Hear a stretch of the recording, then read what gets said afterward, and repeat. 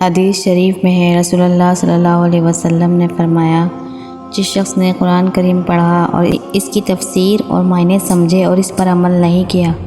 تو اس نے اپنا ٹھکانہ دوزخ میں بنا لیا۔ مطلب یہ ہے کہ قرآن پڑھ کر اس پر عمل نہ کرنا بڑا سخت گناہ ہے، مگر جاہل بے عمل کو یہ سوچ کر خوش نہیں ہونا چاہیے کہ ہم نے قرآن پڑھا ہی نہیں، اس لیے اگر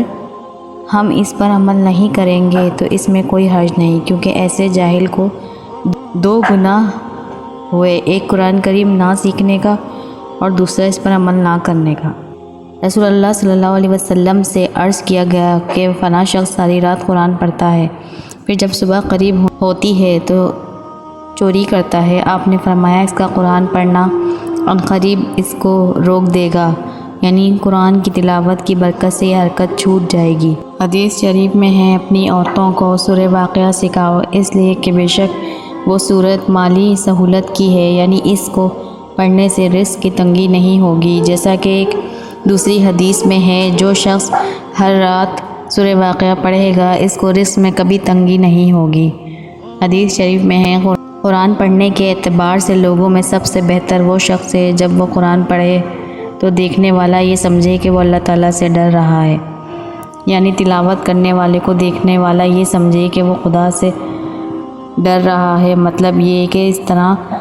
اہتمام سے پڑھے جیسے کہ ڈرنے والا اہتمام سے کلام کرتا ہے، حاکم کے سامنے کوئی نامناسب حرکت نہ ہو جائے۔ قرآن مجید کے پڑھنے کا بہتر طریقہ یہ ہے کہ باوضو ہو کر قبلہ کی طرف رخ کر کے عاجزی کے ساتھ تلاوت کرے اور یہ سمجھے کہ وہ اللہ تعالیٰ سے باتیں کر رہا ہے،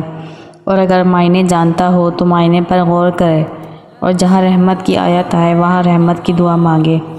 اور جہاں عذاب کا ذکر ہو وہاں دوزخ سے پناہ مانگے، اور جب تلاوت ختم کر لے تو اللہ تعالیٰ کی حمد اور جناب رسول مقبول صلی اللہ علیہ وسلم پر درود پڑھ کر مغفرت طلب کرے،